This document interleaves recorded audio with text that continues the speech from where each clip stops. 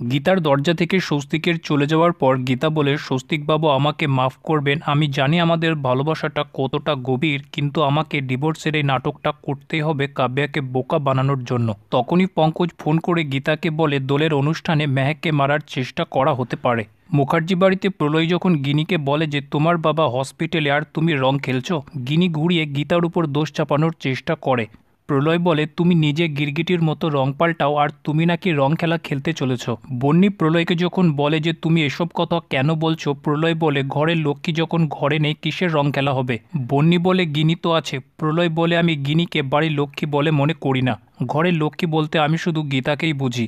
গীতা বাড়ির বউ হওয়ার সমস্ত রকম দায়িত্ব পালন করেছে, কিন্তু তুমি কি করেছো? শুধু লোকের কাছে টাকা নিয়ে নিজের ব্যাংক ব্যালেন্স বাড়িয়েছো, সব জায়গায় এই পরিবারের তামাশা করেছো। আর একটা কথা মনে রেখো, গীতা এই বাড়িতে ফিরবেই।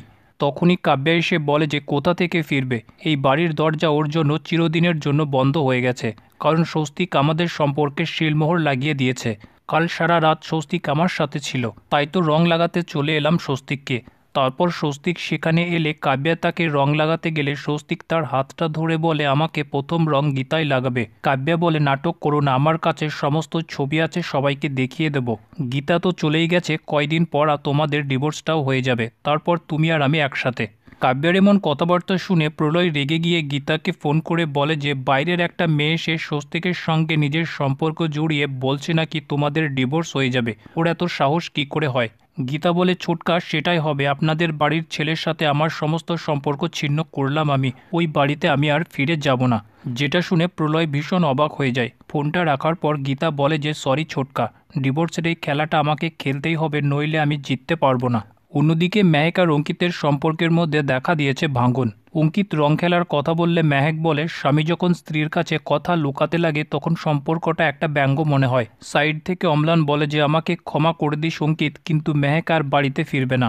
অন্যদিকে দোল ফেস্টিভ্যালে মেহেক ডান্স করতে থাকে, যেখানে মেহেক ডান্স করে কিন্তু একজন মেহেকের দিকে গান পয়েন্ট করে তাকে শ্যুট করার জন্য রেডি থাকে। হঠাৎ করে গীতা মেহেকে সাইডে টেনে নেয় আর বলে যে তুমি এখানেই থাকো, আমি স্টেজে যাব তোমার পরিবর্তে। তারপর গীতা মেহেকের জায়গায় গিয়ে ডান্স করতে থাকে। মেহেক কিছুই বুঝতে পারে না কি হচ্ছে। তারপর শুটারটা গুলি করবে তার আগেই পঙ্কজ সেখানে পৌঁছে যায় আর তাকে মারতে শুরু করে। গীতা মেহেককে বলে এই গুন্ডাটা তোমাকে মারার প্ল্যান করেছিল, আমি না এলে যে কি সর্বনাশ হয়ে যেত কে জানে, মনে হচ্ছে বড় একটা চক্রান্ত চলছে।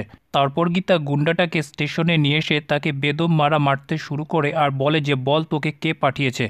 তারপর গীতার হঠাৎ করে মনে পড়ে আর বলে যে বড়বাবু আপনি কার ফোন ট্র্যাক করে মেহেকের উপর হামলা হবে সেটা বুঝতে পেরেছিলেন। পঙ্কজ বলে অম্লান চ্যাটার্জির। যেটা শুনে গীতা আর মেহেক দুজনেই হতবাক হয়ে যায় যে অম্লান মেহেককে মারার প্ল্যান করেছিল। মেহেক কান্না করতে শুরু করলে গীতা বলে মেহেকের সূত্রধার যে আছে তাকে আমি খুঁজে বার করবই, তুমি আপাতত এটা কাউকে বলো না।